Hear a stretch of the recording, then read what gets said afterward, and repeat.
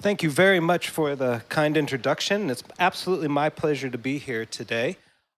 Our guest is a tremendous influence not only on me, but my students. I happen to be the professor of songwriting at USC, and we use many of his concepts and ideas throughout my entire songwriting curriculums. Please welcome Austin Kleon. Great to have you here, man. You want to take that one?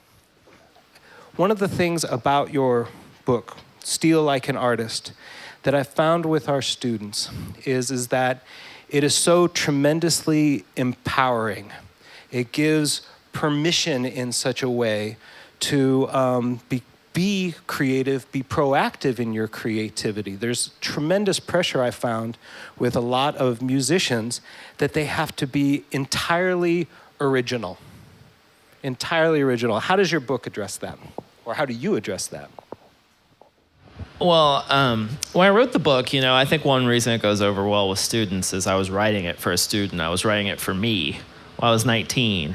And I think, the main gist of the book is that nothing that we do is original, that no creative work is completely original, that everything builds on what came before, and that the way towards your kind of own sort of originality is actually by embracing influence and embracing what's come before, and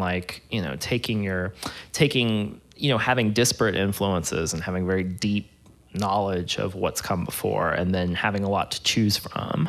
And I've found that, a lot of that came out of my own personal practice as an artist. Is that it did. Once I made that switch and I realized that all these artists and musicians and thinkers were all stealing and borrowing and turning the world into their own thing. There's a great tradition of stealing. Yeah, we're talking, one of our greatest American songwriters has been accused of plagiarism on many occasions. Bob Dylan. Right. And the way, it certainly in pop music, it's so true. The Beatles, the way they were able to steal things and just put them into their own. You really can't throw a stone and hit an act that's made a big impact. Right. That it just doesn't work that way. And a lot of what, a lot of the book began from reading interviews with these people and just collecting. I'm a quote collector, and so where Steal Like an Artist came from was I just realized that they kept mentioning the word steal, it just came up over and over. And I just I think a lot of art is pattern recognition, and certainly writing, and so you just so that's how it began. Yeah. But it came from my own personal practice as an artist. Yeah. One of my favorite things to do, or to tell folks to do, is start with your favorite artist and just learn everything you possibly can about them. You read every book, you read every interview, you listen to every record, you do that whole thing, and you just completely saturate yourself in their work. And in the course of doing that, you'll find 2 or 3 artists that seriously influence them. And you repeat the process with each one of those. You go back and you completely saturate yourself. And if you keep climbing, I call, my friend Alan Jacobs, he calls it swimming upstream. I call it just building your family tree.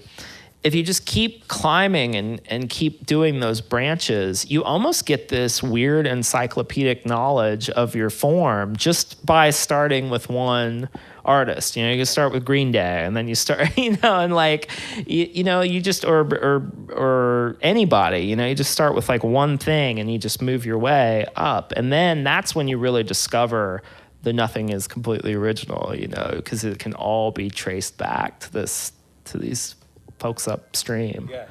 Let's get back a little bit to the tools, this digital versus analog. Let's talk about I think the digital speaks for itself and those possibilities, but how you approach the analog side of things, and how can you be also comfortable in the notion that creativity is messy? Oh, that's a good question. So in my own personal practice, I'm a writer and a visual artist. So I have two desks. I have the analog desk and I have the digital desk. And the analog desk, nothing electronic is allowed on it. It's not connected. It's all pen, paper, pencils, all that stuff. And then my other desk has the computer and the nice microphone and the scanner and all the stuff that keeps me connected and that I edit with a lot. And so I find a lot of times the raw ideas come easier at the analog desk, because the computer, there's just, like we said, there's too many possibilities, too many chances to hit the delete key, but if I sequester myself at the analog desk and just say, okay, you got to do 3 pages in 30 minutes, go, there's something about that happens. The importance of process rather than the actual outcome, because it sounds like this finding out what your process is really at the heart of creativity. Process will pull you through your career in a way that I think if you can teach people early on to fall in love with the process, fall in love with the making, fall in love with the day-to-day work, that will pull you out through your career. Because no matter what product you get or how that product does, if you can concentrate on that process and you can fall in love with it, it'll take you through your whole life and your career. And I think that's what's so important. And that's really where the good juice for artists happens. It happens in that process. You'd think it would be like putting an album out and having a big, smash hit, but it's the making. And that's what you have to fall in love with as an artist. You have to fall in love with the making first. Austin Kleon, ladies and gentlemen. Thanks, y'all. This was fun. Thanks, man.